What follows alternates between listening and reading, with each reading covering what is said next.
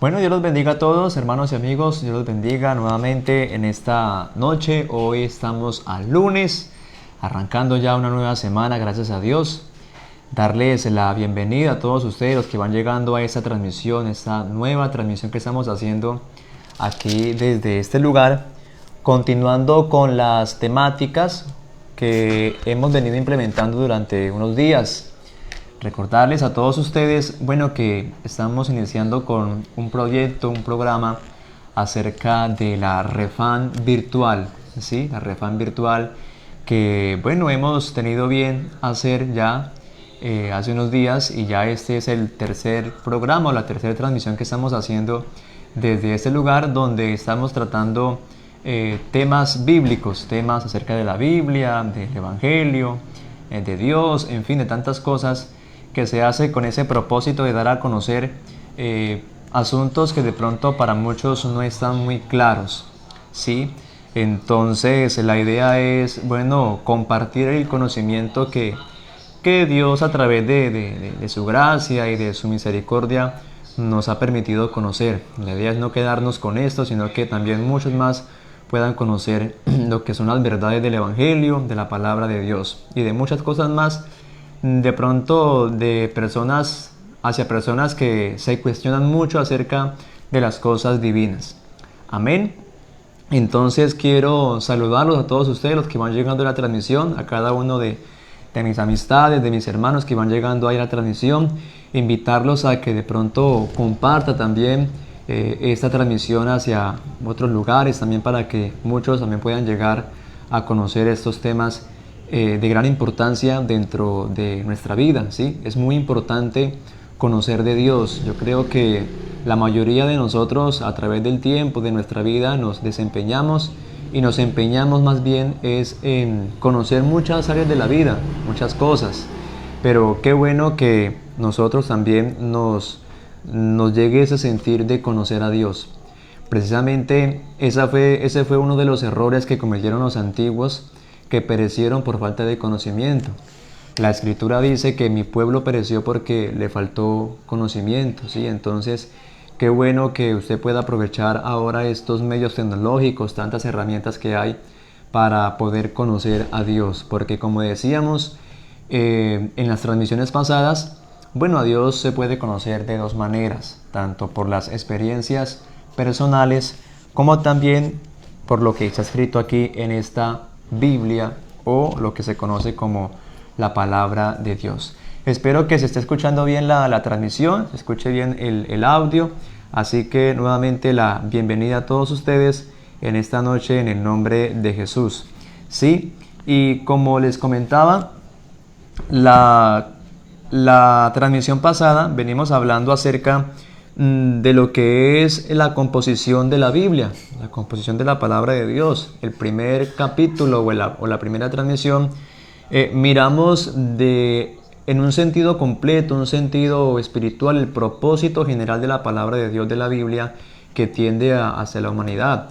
Así como un pequeño recorderis, en esta noche decíamos que la Biblia es ese manual que Dios ha dejado al hombre, a la humanidad, para que lo pueda conocer, para que pueda conocer sus orígenes, para que pueda conocer tantas cosas, y también para que pueda conocer cómo se debe manejar dentro de este mundo, dentro de esta vida, para que tenga un correcto funcionamiento en esta vida, en este mundo, ¿sí? Porque hacíamos la comparación de los manuales que se entregan a cualquier aparato, frente a cualquier electrodoméstico, que se entrega con el propósito de que la persona pueda conocer el correcto funcionamiento. Asimismo, también nosotros como creación de Dios también, asimismo también como hechura de Dios, pues Dios nos entrega este manual para que nosotros podamos comprender cómo es nuestro correcto funcionamiento desde nuestro Creador. Amén. Y luego de eso decíamos también de que la Biblia está compuesta o está dividida en dos grandes fragmentos, por decirlo así, como lo es Antiguo y Nuevo Testamento, ¿sí? Antiguo y Nuevo Testamento, que la Biblia es un conjunto de libros, de 66 libros en total, que cada libro tiene un destinatario específico, cuentan hechos muy interesantes, a través de los tiempos y veníamos ya encaminándonos a lo que es el estudio o haciendo un pequeño análisis de lo que trata cada uno de esos libros, de lo que trata cada uno de ellos. Y así fue que emprendimos ya la segunda transmisión y llegamos hasta lo que fue el segundo libro de los Reyes, ¿sí? El segundo libro de los Reyes, para mirar básicamente de qué trata este libro, de qué trata sus enseñanzas. Así que ese es el trayecto en el cual vamos hasta el día de hoy. Así que vamos a continuar hoy en esta noche, bueno, también analizando otros libros que están aquí expuestos en la palabra de Dios. ¿Para qué? Para que el lector, el que se llegue a la palabra de Dios, tenga una idea un poco más clara al momento de tener esa relación con la palabra del Señor. ¿Sí? Así que eso es de vital importancia que nosotros podamos comprender que cuando usted abra la Biblia y llegue a un libro como el Deuteronomio o como el Éxodo, ya usted va a tener una idea clara de lo que va a tratar ese libro, de lo que va a narrar ese libro, ¿sí? Es muy importante también conocer eso.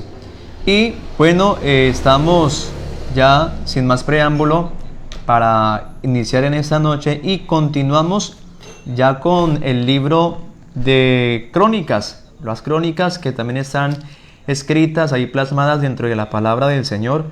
Y tenemos una división, lo que es el primer libro de las Crónicas, ¿sí?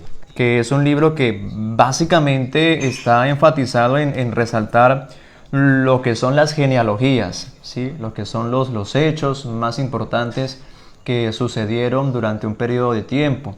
Y nos habla de una genealogía desde Adán hasta el rey David, ¿sí? Así empieza como tal el libro de las Crónicas, mostrando un montón de genealogías que van hasta el rey David, que fue ya el segundo rey de Israel, ya tras de que Saúl ya es desechado por Dios por las faltas cometidas.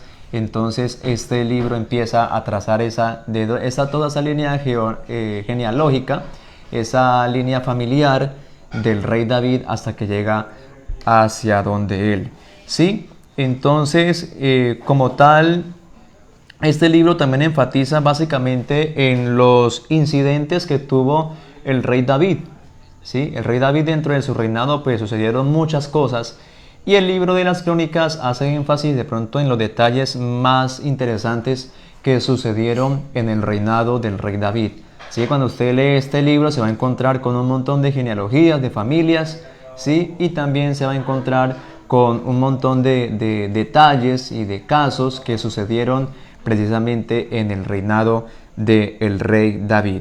Ya cuando termina este libro, entonces se plasma otro segundo libro, que es el segundo libro de las Crónicas, ¿sí? Segundo libro de las Crónicas, que también plasma prácticamente el mismo periodo que abarca también, que se narra en el primer libro.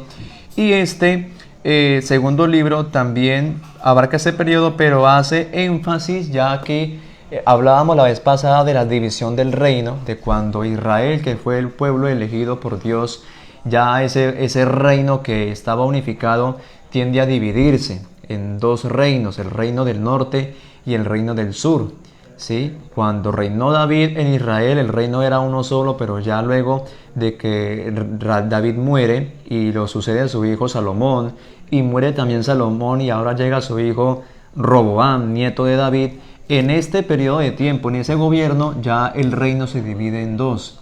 Entonces este segundo libro de las Crónicas nos hace énfasis más bien es en comentar los detalles, los errores o las situaciones que acontecieron en el reino del sur, en el reino de Judá, porque recordemos que cuando el reino se divide en dos, el reino del norte se va con 10 tribus, ¿sí? Recordemos que son las 12 tribus de Israel, se va con 10 tribus a la parte norte del territorio, y el reino del sur queda establecido ahí precisamente en Jerusalén, con el templo de Salomón y todo eso, con la tribu de Judá y con la tribu de Benjamín.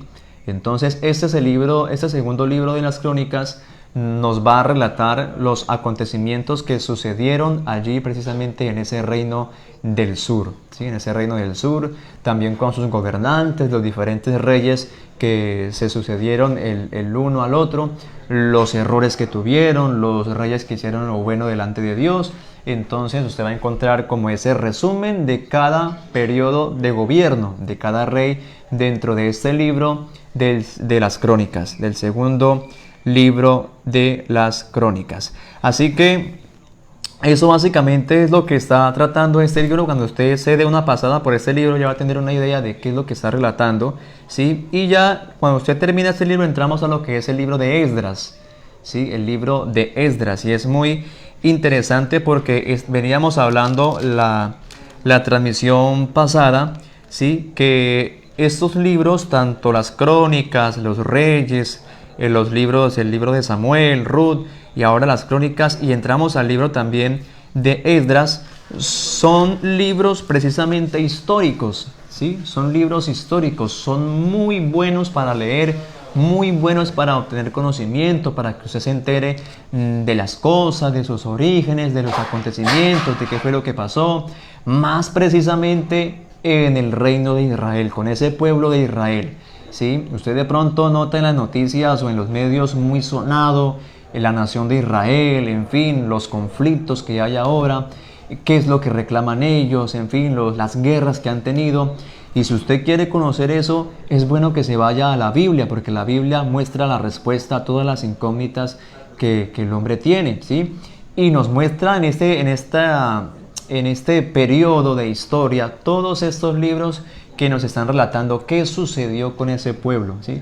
¿Qué sucedió con ese pueblo de Israel? Y es aquí donde entramos con el libro de Esdras, porque Esdras es un sacerdote, ¿sí? Esdras es un sacerdote que tiene una misión, ¿sí? Se le da una misión, y es que cuando el pueblo, ya cuando Israel es cautivo, más precisamente el reino del sur, el reino de Judá y de Benjamín, ¿sí? Que es conquistado por los imperios, que es conquistado ahora por el imperio babilónico, el imperio medo-persa, en fin, ellos son sacados de su tierra, de Jerusalén, el templo se les destruye, en fin, se les destruye toda su ciudad. ¿Por qué sucedió esto? Decíamos la transmisión pasada, por la misma rebelión, por la misma desobediencia que tuvo el pueblo de Israel frente a su Dios, que a pesar de que Dios les envió muchas veces muchos mensajeros, muchos profetas, muchas personas para que ellos se corrigieran, a pesar de que Dios siempre quiso perdonarlos las faltas que ellos hacían adorando a otros dioses, ellos no quisieron reconciliarse con Dios, no quisieron volverse a Dios. Entonces Dios les envía un castigo, los deja a su voluntad, y es cuando vienen esas conquistas de esos diferentes imperios. Y cuando llegan esos imperios, entonces es destruida su ciudad, destruido su templo, y es ya en el cautiverio, allá ellos ya gobernados por otras gentes, ¿sí? Gobernados por otro tipo de reyes, con otras culturas, con otros dioses, entonces se ven cautivos. Estos libros nos están también relatando precisamente estos acontecimientos. Y ya cuando llegamos al libro de Esdras nos narra esa misión que tuvo Esdras, porque se cumple una parte del tiempo donde ya Dios había profetizado de que ellos, su pueblo, iban a estar en cautiverio. Esdras tiene la misión de volver, ¿sí? Y hacer llegar al pueblo a la ley de Dios, a la escritura, ¿sí? A los preceptos divinos, porque el pueblo duró mucho tiempo en cautiverio, duró mucho tiempo allá en otros lugares, conociendo otros ritos, conociendo otra cultura, otros dioses, en fin, ya habían nacido otras generaciones en el pueblo de Israel. Hay muchos que no conocían la ley de Dios. Entonces ellos, cuando ya regresan, ya por obra de Dios que ya los decide otra vez hacer regresar a su pueblo natal, entonces esa generación que viene allá del cautiverio no conoce de Dios, no conoce acerca de la ley. Lo único que conoce de pronto son los ritos allá, los rituales, los dioses, la cultura del territorio donde se encontraban ellos cautivos. Entonces la misión de Esdras como sacerdote de Dios, es hacer de que el pueblo pueda otra vez conocer la ley, porque ya ellos también hasta habían perdido su lengua natal, habían conocido ya una lengua distinta, ¿sí? Ellos hablaban hebreo, ahora hablaban prácticamente arameo, ¿sí? Un lenguaje completamente distinto. Entonces la ley de Dios en un principio se escribió en hebreo, entonces ellos no conocían el hebreo materno, el hebreo antiguo. Y como Esdras, conocedor del idioma y de la ley, entonces lo que hace es transmitirles esa ley que estaba en hebreo al idioma arameo por medio también de sus otros compañeros que van a restablecer el culto. Entonces el papel fundamental o el enfoque principal que hace el libro de Esdras es para que el pueblo de Israel pueda retomar el culto a Dios, el culto, los sacrificios. Ya en este tiempo donde aparece Esdras, el templo ya había sido otra vez reconstruido, ¿sí? Ya se había otra vez reconstruido el templo, en fin, ya se había venido adelantando una obra de reconstrucción, de volver a edificar la ciudad. Entonces ya Esdras tiene ese papel de ir a restablecer también lo espiritual en el pueblo, de sacarle de sus mentes todas esas cosas paganas, todos esos dioses, ídolos, y hacerles conocer o recordar la ley de su Dios, del único Dios de ellos. Porque algo también muy importante que hay que señalar aquí es que Israel, aunque adoraba a otros dioses, Dios siempre se enfocó, se enfatizó en que lo conocieran a Él como el único Dios que hay, como el único Dios que hay, ¿sí? Porque en los tiempos pasados Israel luchó mucho contra el tema de la idolatría. Muchas personas, muchos del pueblo adoraban muchos dioses. Egipto era una nación, era un imperio plagado de muchos dioses. Asimismo también otros pueblos adoraban muchos dioses.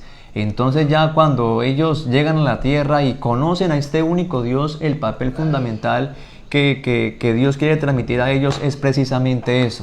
Por eso ese gran mandamiento, si usted de pronto es un poco curioso y quiere consultar más acerca de estos temas del pueblo de Israel, va a tener que ellos tienen lo que es la Shema, ¿sí? Algo que ellos le llaman la Shema, ¿sí? En donde ellos promulgan como tal un mandamiento divino y fundamental para ellos en toda la nación, que es: oye Israel, el Señor nuestro Dios, el Señor uno es. Y eso es algo que se ha venido también pasando de generación a generación, ¿sí? A los hijos de tus hijos, porque así mismo también mandaba el mandato divino, era eso, de que esas palabras se repetirían a los hijos de tus hijos y así sucesivamente, para que no se olvidara eso, para que no se les olvidara que el único Dios que hay es el que estaba con ellos, que solamente es un Dios, que no había los muchos dioses que habitaban otros lugares eran únicamente obra de manos, eran únicamente obra de artífices. Dice por ahí un salmo que esos dioses tienen ojos y no ven, que tienen oídos y no escuchan, en fin, tantas cosas. Entonces Dios quería darles esa doctrina fundamental para ellos de que Él es uno y que con Él solamente le basta. Entonces el papel principal de Esdras es ese. Es muy importante también este libro para que usted, si se interesa en leerlo, ahí está, por supuesto. Qué bueno que usted pueda interesarse en leer este libro. Yo quiero por aquí saludar de pronto a los que van llegando a la transmisión a esta hora de la noche. De verdad que es una gran bendición de que nos acompañen aquí en este estudio que estamos haciendo.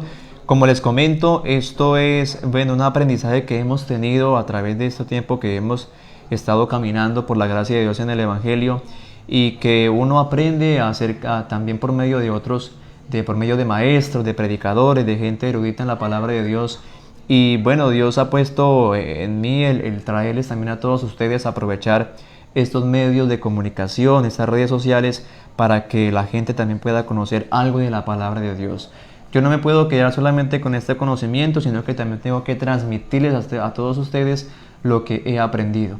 De pronto, si hay dudas, si hay cuestionamientos, lo podían de pronto publicar aquí en medio de un comentario. Si de pronto podemos darle respuesta bíblicamente, claro, ese es el objetivo. Si no, estaríamos tomando apunte y como acostumbramos a decir, a la próxima transmisión traeremos una respuesta de pronto a la inquietud que se ha mostrado. Por acá tenemos al hermano Daniel Gómez, por acá tenemos también a la hermana Adriana Leighton, Aquí tenemos a Julie. Oiga, Julie, de verdad, qué alegría verla aquí conectada en el nombre del Señor. Un saludo muy especial para Julie. Al hermano Javier Polo, a la hermana Jenny. Por acá tenemos a Alexander Jiménez, en fin, al hermano John Freddy Valenciano, Natalia Jiménez. Ahí también para la hermana Selmira Joyas. Bueno, para todos ellos que van llegando aquí a la transmisión, un cordial saludo en el nombre de Jesús. Y por supuesto invitarlos a que compartan esta transmisión que estamos haciendo aquí desde este lugar. Así que qué interesante que nosotros podamos comprender de pronto lo que narra es la palabra de Dios, lo que narran esos diferentes libros, ¿sí? Que no solamente nos quedemos con los salmos, porque a veces uno va a las casas, de pronto he tenido la oportunidad de visitar algunas casas y uno encuentra un atril muy bonito con la Biblia abierta y siempre en el Salmo 91 y la página está amarilla ya de tanto tiempo tener ahí el Salmo 91, pero qué bueno que agarremos ese libro grande, inmenso que está ahí abierto y busquemos más atrás, más adelante, qué es lo que contiene, porque por algo está allí. No está únicamente para que haga de pronto volumen, no, está por algo está escrito para dar un mensaje. Así que qué bueno que usted también pueda investigar, pueda también animarse a indagar, a consultar acerca de la palabra de Dios. Entonces venimos narrando lo que son los libros históricos, ¿sí? Los libros históricos, vuelvo y les digo, muy buenos que se los lean, de verdad, usted va a obtener un conocimiento muy grande acerca de la historia del pueblo de Israel, de otras naciones, y de tantas cosas, va a obtener un conocimiento muy grande con la ayuda del Señor. Entonces, cuando ya pasamos ya del libro de Esdras, entramos al libro de Nehemías, y estos van relacionados, ¿sí? El libro de Esdras y Nehemías, porque se dice que antiguamente estos dos libros estaban en uno solo, ¿sí? Estaban en uno solo como tal, entonces se conocía como el libro de Esdras y Nehemías, pero de pronto al pasar del tiempo los eruditos, los estudiosos decidieron dividir los libros, hacer como un tomo diferente para de pronto enfatizar, pienso yo, en los sucesos que trataron cada quien, ¿sí? Y cuando hablamos de Nehemías, estamos hablando también de un reconstructor, ¿sí? Algunos lo llaman un reconstructor, Nehemías, que también desempeñó un papel muy importante en ese retorno del pueblo de Israel de la cautividad ya a su pueblo natal, ¿sí? Y ya después de que el templo fue construido y también no fue la muralla, y precisamente el pueblo de Israel tenía unas murallas a su alrededor que era lo que lo protegían. Estaba el templo y también se construían unas murallas que era lo que también era esa especie de barrera de protección contra sus enemigos. Y esas murallas fueron el objetivo para reconstruir por parte de Nehemías, ¿sí? Así como Esdras fue a restablecer el culto, la tradición, el culto religioso al pueblo, más antes de Esdras también ya habían llegado otros personajes. La Biblia habla de un personaje llamado el sacerdote Zorobabel, ¿sí? Creo que fue Zorobabel el que llega también a reconstruir como tal el templo de Jerusalén. Luego llega lo que es Esdras y Nehemías, que van prácticamente en ese mismo periodo de la historia a reconstruir estas cosas. Y Nehemías se encarga en reconstruir lo que son las murallas de Jerusalén, ¿sí? Las murallas del pueblo. Entonces es también muy importante mirar aquí, porque este libro nos enseña de cómo Dios también no se aleja de su pueblo, sino que obra también aún en los gobernantes gentiles que estaban sobre ellos, ¿sí? Sobre los reyes persas. Entonces mueve el corazón de estos reyes grandísimos que habían, y asimismo da el permiso a Nehemías para que vaya a reconstruir con sus hermanos las murallas de su pueblo, ¿sí? Entonces también es muy importante para que también esté dentro de ese plan de lectura de la palabra del Señor. El libro de Esther también es un libro también muy bonito que también ha servido como base, como inspiración para hacer también películas muy bonitas, románticas, porque también nos habla de un acontecimiento que sucedió precisamente con una judía, ¿sí? Con una judía, una integrante del pueblo de Israel, que estaba también precisamente del gobierno de uno de los reyes persas, ¿sí? Y al ver de pronto la marginación, al ver a sus enemigos que también estaban junto con ellos, cómo querían destruirlos. Entonces es aquí donde entra en papel, en acción, lo que es Esther. Se dice en el libro que era una mujer muy hermosa, ¿sí? Una mujer muy hermosa que llegó a convertirse en reina, ¿sí? En esposa del rey, ¿sí? Del rey Artajerjes, que gobernaba como tal, gobernaba el imperio, ¿sí? Entonces se muestra de cómo Dios obró en esa situación, porque se había levantado dentro de ese estado, dentro de ese imperio, un plan, llamémoslo así, macabro por parte de algunos enemigos del pueblo de Israel para acabarlos. Entonces Dios levanta a esta mujer también para que ella interceda ante el rey por la liberación de su pueblo, ¿sí? De sus consanguíneos, de sus paternos, de su familia, en fin, para que ella pueda interceder también con la ayuda del Señor. Algo muy curioso es que en este libro no se menciona la palabra Dios, ¿sí? En ningún momento se menciona la palabra Dios en este libro. Y bueno, eso también ha sido como punto de discusión a través de los tiempos para mirar si este libro de verdad es inspirado o no inspirado por Dios. Pero cuando usted entra y encuentra el contexto general de lo que sucede con Esther, de lo que sucede con el pueblo, puede ver la mano de Dios, digámoslo así, la mano invisible de Dios moviéndose en toda la situación que está pasando frente al pueblo.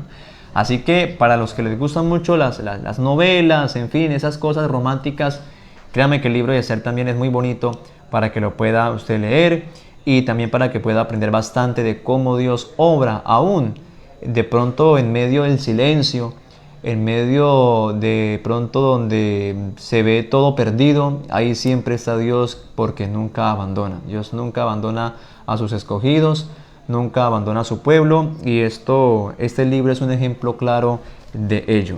Sí, entonces ahí está el libro de Esther. Y ya con el libro de Esther nosotros terminamos lo que es la parte histórica de la Biblia, ¿sí? La parte histórica de la Biblia. Entonces ya con esta vamos mirando dos partes o dos divisiones que hay como tal dentro de la palabra de Dios. Iniciamos con la ley, ¿sí? Con la Torá, con el Pentateuco. Recordemos eso, que cuando la Biblia o cuando de pronto el pueblo judío habla de la Torá, se está refiriendo a esos 5 primeros libros de la Biblia, o el Pentateuco, que es Génesis, Éxodo, Levítico, Números y el libro del Deuteronomio. Ya miramos la transmisión pasada de qué trataba cada libro, qué es lo que narraba, y entramos ya como tal a los libros históricos, que empieza desde el libro de Josué hasta el libro de Esther. Todos esos libros que están allí, los eruditos los han clasificado como libros históricos, donde usted podrá conocer todos estos hechos también importantísimos que están registrados en la palabra de Dios. Y ya luego nosotros entramos a otra parte o a otra división que hay también dentro de este Antiguo Testamento, que son los libros poéticos y de sabiduría. Libros poéticos y de sabiduría, ¿sí? Y es también muy importante también. Todos los libros son importantes y bueno, aquí no podemos nosotros resaltar uno más que otro, pero en realidad son de gran bendición cada uno de estos libros. Entonces, aquí iniciaríamos nosotros con lo que es el libro de Job. De pronto algunos de ustedes lo hayan escuchado. Y como dato curioso, déjenme decirles que el libro de Job es el libro más antiguo de toda la Biblia. Es el libro más antiguo, ¿sí? De pronto alguno dirá, no, es el Génesis porque es el primero. Pero no, el libro de Job, según la historia, está dentro de los manuscritos, dentro de los escritos más antiguos del mundo, ¿sí? Compite, en fin, el libro de Job también con escritos también del antiguo Egipto, ¿sí? Entonces es un libro muy remoto, de mucho tiempo atrás. Algunos estudiosos dicen que la historia de Job, porque nos habla de este personaje Job, viene relacionado, viene enlazado desde el descanso del arca de Noé, ¿sí? Cuando el arca de Noé ya reposa en el monte de Ararat y sale la familia de Noé. Dentro de ese periodo de Noé también viene a influenciar ese personaje. Entra también en participación este personaje llamado Job, que viene también de esa línea de Noé, ¿sí? Entonces vemos también que es muy interesante este libro, como les decimos, porque es uno de los libros también, o el libro más antiguo que presenta la Biblia. Y este libro es espectacular también, lo decimos así, porque nos muestra de pronto unas enseñanzas muy grandes en cuanto a lo que es el sufrimiento de la persona. El libro de Job narra un personaje que fue próspero, ¿sí? Próspero, temeroso de Dios, con todo lo que él hacía, ¿sí? Pero cómo de un momento a otro la vida le cambia, ¿sí? Así como le pasa a más de uno de pronto en el día de hoy. De pronto pueden estar en un momento próspero, pueden estar en un momento de auge en toda su vida, pero en ningún momento llega la catástrofe, llega la situación difícil una tras otra y queda en declive, ¿sí? Así mismo le pasó a Job también. Job vivía una vida completamente próspera y en abundancia cuando de un momento a otro todo se le vino abajo, con situaciones muy difíciles. Pero el mismo libro nos narra también, de pronto, detrás de la cortina de lo que es el libro de Job, nos narra qué estaba pasando, ¿sí? ¿Qué estaba pasando frente a esa situación de Job? ¿Qué era lo que estaba provocando esa situación? ¿Sí? ¿Qué había detrás de ello? Entonces encontramos ahí prácticamente como una exaltación, ¿sí? Un contentamiento que hay de parte de Dios hacia Job, ¿sí? Porque lo ve que es temeroso, lo ve que es una persona íntegra frente a él, y eso a Dios lo pone alegre, ¿sí? A tal punto que se lo muestra al adversario y le dice: vea, mi siervo Job, que no hay como él, ¿sí? No hay justo como él, único en la tierra, ¿sí? Entonces es aquí cuando ya llega como ese tiempo de prueba, ¿no? Donde ya el enemigo, pues como siempre, intenta de pronto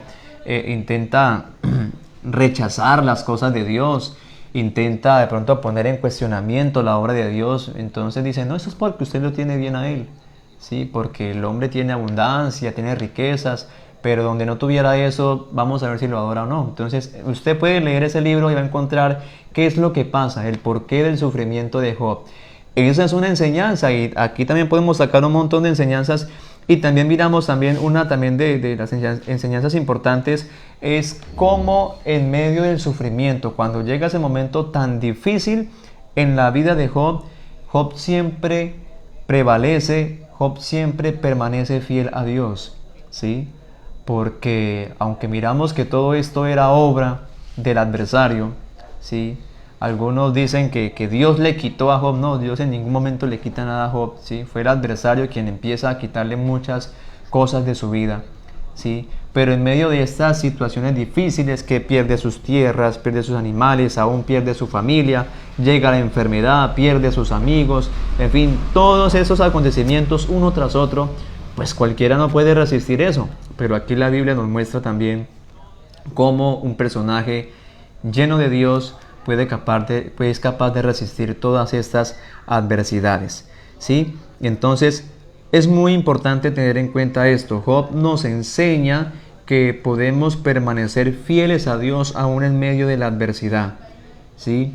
Y que también cuestionarnos acerca de lo que nos pasa y cuestionar a Dios por lo que está pasando también es un error, ¿sí? Nosotros no tenemos la capacidad de cuestionar a Dios frente a las cosas que nos están pasando, porque de pronto eso era lo que le pasaba a Job. Nos enseña también este libro, donde al ver su calamidad, donde al ver su situación tan difícil, empieza de pronto a argumentarse delante de Dios, diciendo de pronto de que él era una persona muy recta delante de Dios para poder merecer eso, pero que aún así no lo rechazaba. En fin, empieza también una serie de diálogos también con unos amigos que también lo cuestionan acerca de su integridad. Le dicen: vea Job, lo que pasa es que usted de pronto está fallando en esto, está haciendo esto otro que desagrada a Dios, y esa es la causa de que le esté pasando estas cosas. Entonces esto es un trama que hay allí muy interesante, que usted también podrá leer dentro de este libro, pero que al final también nos da una enseñanza, y es que nosotros somos ignorantes en cuanto a la obra de Dios, en cuanto a lo que Dios hace con nosotros, ¿sí?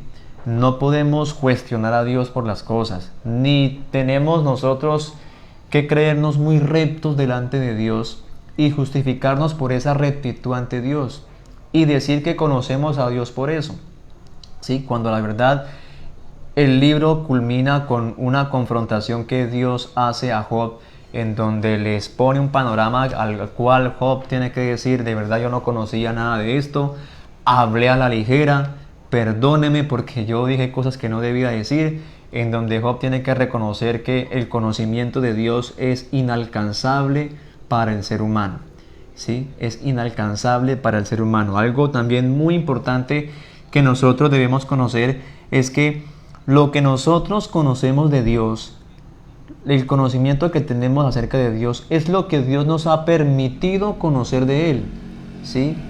De pronto hay personas que saben mucho acerca de teología, mucho acerca de Dios, mucho acerca de Biblia, mucho acerca de estos libros, en fin, y se pueden saber la Biblia por completo, y pueden saber de ángeles y de cosas más allá que están escritas en la Biblia.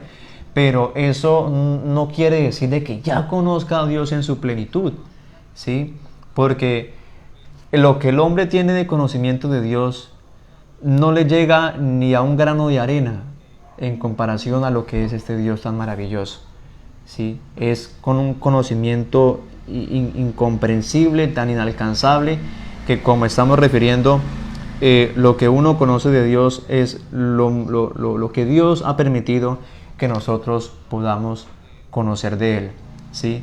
Y la Biblia también nos hace una exhortación acerca de eso. Dice: no penséis nada más allá de lo que está escrito. Dice por ahí en una de las cartas más adelante, cuando miremos Nuevo Testamento, dice así el apóstol Pablo, ¿sí? Hace un consejo a los hermanos. Dice: vea, hermanos, no piensen más allá de lo que está escrito, únicamente básense en lo que está escrito en la palabra, en lo que Dios les permita conocer de Él. Porque por esa causa es que han llegado muchas ideas, discúlpenme la expresión, locas acerca de Dios, con pensamientos completamente contradictorios a la palabra de Dios, donde se crean falsas doctrinas, ¿sí? En fin, un montón de cosas que usted, cuando lee la palabra de Dios, encuentra toda esa realidad, toda esa verdad, y ya usted puede decir: hombre, pero ¿cómo se inventaron eso? Si la Biblia no expresa eso, ¿sí? Entonces, qué bueno que usted lo que piense y como quiera conocer a Dios, lo conozca, como dijimos anteriormente, por las experiencias personales y también por lo que está escrito en su palabra, ¿sí? Entonces, también una invitación cordial para que se lea el libro de Job, un libro muy interesante. Con este empezamos la serie de lo que son los libros de sabiduría, libros poéticos y de sabiduría, ¿sí? Que son también muy importantes para tenerlos en cuenta. Luego de eso entramos al famosísimo libro de los Salmos. Yo creo que aquí todo el mundo ya tenemos idea de lo que es el libro de los Salmos. Es un nombre muy familiar que tenemos ya en las Biblias, ¿sí? Como les dijimos, ya referente al Salmo 91, el Salmo 23, en fin, son expresiones, son capítulos muy bonitos, porque dice que está compuesto este libro de 150 capítulos, ¿sí? Que nosotros le llamamos capítulos, pero como tal la teología le llama oraciones. 150 oraciones e himnos que están también dentro de este libro, dentro de este tomo, ¿sí? Dice aquí una definición, dice que estas son 150 oraciones e himnos que fueron usados por los hebreos para expresar su relación con Dios, ¿sí? Cubren todo el campo de las emociones humanas, desde la alegría hasta la furia, la esperanza y la desesperación. Entonces el libro de los Salmos encierra todo eso, diferentes experiencias o sentimientos que el hombre tiene en su diario vivir y también en su relación con Dios, ¿sí? Los eruditos dicen que le dan la autoría de prácticamente 70 salmos, ¿sí? O la mitad de los salmos, 75 salmos al rey David, ¿sí? Al mismo rey de Israel, que fue un poeta, fue el cantor de Israel, le llaman algunos al rey David, ¿sí? El cantor de Israel, donde expresó ese sentimiento tan grato ante Dios, ¿sí? Que nos ha servido a nosotros hasta de inspiración para hablar con Dios, para aprender de Dios, ¿sí? Hay salmos muy especiales, ¿sí? En donde David, frente a las situaciones que vivía, él asimismo, referente a las persecuciones que tenía, se dice que los primeros 25 salmos, los primeros 30 salmos que están escritos, fueron escritos en medio de la vida de David tan frustrada que había, en medio de una persecución, como David era perseguido por sus enemigos para que fuera asesinado, y cómo era en medio de esa desesperación, por allá, pienso yo, sacaba su rincón y escribía sus sentimientos y lo plasmaba en un salmo. Entonces, por eso usted cuando lee un salmo de estos, ¿sí? Por ejemplo, el Salmo 23, por ejemplo, el Salmo 24, usted puede leer esos salmos tan llegados a Dios, tan llegados del autor hacia Dios, donde le expresa sus sentimientos, cómo se está sintiendo él en ese momento, ¿sí? El Salmo 51, que ya habla también del reinado que tuvo David y de su falla delante de Dios, y cuando ve que Dios lo descubre por la falla que había hecho, cómo expresa él dentro de ese salmo la condición en la que se encontraba. Su arrepentimiento, su error, ¿sí? Es un salmo también muy bonito, el Salmo 51. Y en fin, usted puede leer muchos salmos más que también están escritos por otros personajes, ¿sí? Por otros personajes bíblicos que también plasman sus vivencias, sus anécdotas ahí frente a estos salmos, ¿sí? Con estos salmos. Y algo también muy importante aquí que hay que tener en cuenta es que dentro de estos salmos, porque aquí el estudio del libro de los salmos es un estudio enorme, es un estudio que abarca muchos temas, ¿sí? Pero algo para tener en cuenta es que dentro de los salmos o de expresiones que utilizó el rey David dentro de los salmos hay expresiones proféticas, ¿sí? Hay expresiones proféticas que se plasmaron, que una vez también se cumplieron allá en la cruz del Calvario o en la venida del Señor Jesucristo, ¿sí? Entonces usted podrá encontrar expresiones, por ejemplo, hay una expresión que dice el Señor en la cruz que dice: Padre, Padre, ¿por qué me has abandonado? ¿Sí? Entonces esa expresión que dice el Señor es el cumplimiento de uno de los salmos, creo que es el Salmo 22, ¿sí? El Salmo 22, que narra también el rey David en medio de su situación, también expresa esas mismas palabras. Se ve tan perseguido, tan frustrado, ya se ve tan acorralado por sus enemigos, que él expresa esas palabras: Padre, Padre, Dios mío, ¿por qué me has abandonado? Entonces, básicamente, Dios está poniendo en la boca de David expresiones que se iban a cumplir también por boca de él cuando llegara en un cuerpo de carne y de sangre. Y muchas de esas también usted va a encontrar también ya en el Nuevo Testamento en cuanto a la vida del Señor Jesús. Por eso es muy importante que usted también tenga en cuenta que el Señor Jesús, cuando estuvo aquí en la tierra, le dijo a los que se relacionaban con él, les dijo: yo he venido para cumplir lo que está escrito de mí, ¿sí? En la ley, en los profetas y en los salmos. También involucró el libro de los salmos, porque en los salmos también estaban escritas profecías que hablaban de su venida. Entonces, qué bueno que usted, cuando lee el libro de los salmos, bueno, pueda pedir primeramente la dirección de Dios y también colocar todos sus sentidos a lo que está leyendo, ¿sí? A lo que está leyendo. Entonces usted va a encontrar toda esta cantidad de temas que están muy interesantes dentro del libro de los salmos. Entramos también al libro de los proverbios, ¿sí? Que es un conjunto de dichos sabios. El libro de los proverbios se le otorga al hijo del rey David, al rey Salomón, ¿sí? Recordemos que Salomón empezó a gobernar el pueblo de Israel de una edad muy temprana, ¿sí? Una edad muy temprana, muy joven. Ya él se le da esta responsabilidad de gobernar toda una nación, que en ese tiempo Israel era un solo reino, ¿sí? Y lo que le pidió él a Dios no fue riquezas, ni prosperidad, ni en fin, tantas cosas materiales que hubiera podido tener, sino que lo que más se interesó él en pedir fue sabiduría ante Dios, ¿sí? Que le diera sabiduría para gobernar ese pueblo. Y eso fue lo que él otorgó. Entonces, estos proverbios que están aquí en la palabra de Dios son autoría del rey Salomón, ¿sí? En donde expresa un conjunto de dichos, de enseñanzas éticas, de sentido común acerca de cómo vivir una vida recta. Hay muchos consejos aquí que da el rey Salomón que son aplicables en todo momento para nuestra vida, ¿sí? Ahí hay un proverbio muy famoso que dice: instruye al niño en su camino, y aun cuando fuere viejo él no se apartará de él. Nos enseña cómo instruir a la niñez desde un principio para que tengan unos resultados exitosos, ¿sí? Entonces mire lo importante que también es este libro de los proverbios. Nos habla también de pronto de las artimañas que tienen algunas personas, las artimañas. En fin, nos habla de poner también la confianza en Dios.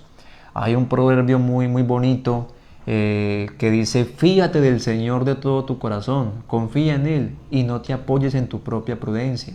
¿Sí? Entonces ese tipo de consejos se plasman ahí dentro del libro de los proverbios, que Salomón lo escribe en ese momento de auge, ¿sí? En ese momento donde él estaba en su vigor como hombre, ya como un hombre hecho y derecho que conocía muchas cosas.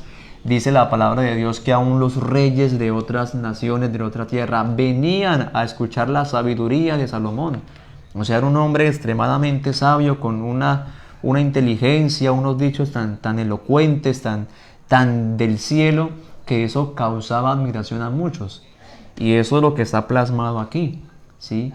Y entramos ya a lo que es el libro del Eclesiastés, ¿sí? Eclesiastés es otro libro que ya va enseguida del libro de los Proverbios.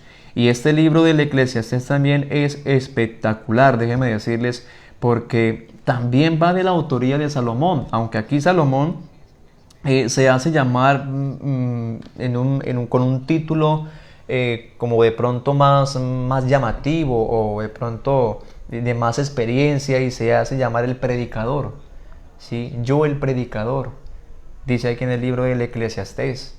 Y hay que tener en cuenta que estos dos libros llevan una relación muy interesante, porque recordemos que en el auge que tenía Salomón, escribe como tal estos proverbios, pero en medio de esa sabiduría Salomón comete errores, ¿sí? Narra también la palabra de Dios por allá en el libro de las Crónicas de los Reyes, se puede encontrar eso, donde él comete errores, donde también se entrega a la vanidad de la vida, se entrega a las mujeres, comete el error también de adorar otros dioses, ¿sí? Un error catastrófico delante de Dios, ¿sí? Comete esos errores grandísimos dentro de su vida. Y ya cuando él ve y experimenta todas las áreas de la vida, es lo que plasma en el libro del Eclesiastés. Por eso el libro empieza con una expresión muy interesante y muy bonita que dice: vanidad de vanidades, todo es vanidad. Entonces Salomón empieza la introducción de su libro con esas palabras. ¿Por qué lo expresaba así? Porque en ese momento en donde él se glorió de toda la sabiduría que tenía, de las riquezas, del poderío que tenía frente a todo el mundo, llamémoslo así, él pudo darse cuenta que ni las mujeres, ni las riquezas, ni la vanagloria de la vida, ni los reinos, en fin, ni el estar por encima de muchos lo llenaba tanto, que todo eso era vanidad. Salomón tuvo la oportunidad de experimentar todas las áreas, podríamos decir, de la vida. En todas se deleitó, en comida, en bebida, en banquetes, en festividades. Tuvo mujeres, la que él quisiera tener, la que él quería tener, la tuvo. En fin, de tantas cosas, a tal punto de llegar ya de tanta vanagloria y de tanta cosa, se olvidó de Dios, ¿sí? Se olvidó de Dios. Y ya cuando él reflexiona, porque este libro nos da también una enseñanza de que cuando Salomón de pronto comete ese error delante de Dios, en medio de ese auge de sabiduría que tenía y de experiencias, y se desvía de Dios, entra en un proceso de reflexión, ¿sí? En un momento de su vida como que se sienta, llamémoslo así, vamos de pronto a dibujarlo de esa manera, como que se sienta y empieza a meditar de qué era lo que había pasado con él, de qué fue lo que hizo en todo ese tiempo. Entonces plasma lo que es el libro del Eclesiastés y lo escribe. Y empieza diciendo todas las vanidades que tiene la vida. Toda la vanidad. Por eso empieza con esa introducción. Vanidad de vanidades, todo es vanidad, ¿sí? Y fatiga. de lo que se quiere debajo del sol, dice Salomón. Y al final empieza ahí a describir un montón de cosas que él experimentó, que no lo llenaban. Y al final del libro ya termina con un consejo extraordinario también para todos, que de pronto anhelan tener muchas cosas en la vida, ¿sí? Anhelan de pronto poder, riquezas, mujeres, en fin, tantas cosas que el mundo puede ofrecer. Pero al final Salomón dice, el final del discurso oído es este: teme a Dios y guarda sus mandamientos. Y dice el por qué: porque esto es el todo del hombre. O sea, Salomón hace el resumen y como que al final medita y dice, vea, yo les digo algo al final. Lo único importante aquí es que usted tema a Dios y guarde su palabra, porque eso es todo, o sea, eso es lo que lo llena a usted por completo, ¿sí? Y aquí quiero hacer un paréntesis en esta noche, ¿sí? Y es de mirar de que lo que decía Salomón es una verdad absoluta, ¿sí? Porque el hombre que tiene a Dios, la persona que tiene a Dios en su vida, vive completamente llena, vive completamente llena de cualquier cosa que la vida le pueda ofrecer. No hay nada en esta vida que pueda desplazar esa llenura que Dios da a la persona. Por eso de pronto usted puede conocer hermanos en la fe, algunos con una posición económica muy buena, otros no tanto, otros de pronto que viven en pobreza. Pero quiero llegarme al que vive en pobreza. Usted puede ver a un hermano que tiene a Cristo, que tiene a Dios en su vida, que vive en pobreza, que esa pobreza para él no es motivo de decepción, no es motivo de tristeza frente a Dios. Vive una vida alegre, una vida feliz. Y eso es lo que a veces la gente que no conoce a Dios se cuestiona, ¿sí? Dice, pero ¿cómo este hombre viviendo esa situación tan difícil, en esas condiciones, puede vivir de pronto satisfecho? ¿Sí? ¿Por qué? Porque es que la llenura que da Dios en la vida del ser humano es algo que sobrepasa todo entendimiento. Entonces, básicamente, a eso es lo que se refería como tal Salomón. Y también hace un consejo aquí, unas palabras que también quiero tomar, que dijo el Señor Jesús una vez, donde decía, no hagáis tesoro en la tierra, donde la polilla y el orín corrompen, más bien hagan tesoros en los cielos, porque allá es donde verdaderamente está la verdadera riqueza del que tiene a Dios. Tiene a Dios en su vida y le espera un más allá próspero delante de Dios, ¿sí? Entonces, qué bueno que usted pueda también interesarse en leer este libro del Eclesiastés, que también es muy bonito y uno aprende bastante leyendo este libro, ¿sí? Y entramos ya, vamos a de pronto culminar lo que es el tema de la sección de libros poéticos y de sabiduría. Y acá tenemos también el libro, esa sección culmina con lo que es el libro del Cantar de los Cantares, ¿sí? El Cantar de los Cantares, que también es un libro muy interesante, que usted también podrá leer ahí cuando usted tenga su Biblia en su casa, cuando saque tiempo para leerla, ¿sí? Habla de un poema, ¿sí? El Cantar de los Cantares, un poema que habla de una relación, ¿sí? De una relación amorosa entre esposos. Sí, usted puede leer ese libro, es muy interesante porque tiene de pronto un mensaje muy bonito que habla da a entender la relación que tiene primeramente. El pueblo hebreo lo consideraba como esa relación que había entre Dios e Israel, ¿sí? Esa relación de esposos, esa relación de amor, de búsqueda, de entrega, ¿sí? Y esa entrega que tenía Dios hacia Israel, ¿sí? Entonces se puede mirar desde esa perspectiva, de esa relación que Dios tenía con su pueblo Israel, de cómo se entrega a su pueblo, ¿sí? Y también lo podemos ver desde el ámbito de la iglesia, de cómo Dios también ama a su iglesia, ama a aquel que de pronto se llega a Él, que lo acepta a Él, y esa relación que hay entre Dios y su iglesia, ¿sí? Entre Dios y su iglesia, no sus iglesias, ¿sí? Hay un pasaje muy bonito que dice ahí que 60 son las reinas y 80 las concubinas y las doncellas sin número, más una es la paloma mía, la amada mía. la única de su madre, la perfecta, ¿sí? Nos da también a entender de pronto de esa escogencia que Dios tiene, y a pesar de muchas que también pueden ser atractivas, Dios solamente tiene amor hacia una, ¿sí? Y se agrada solamente en una.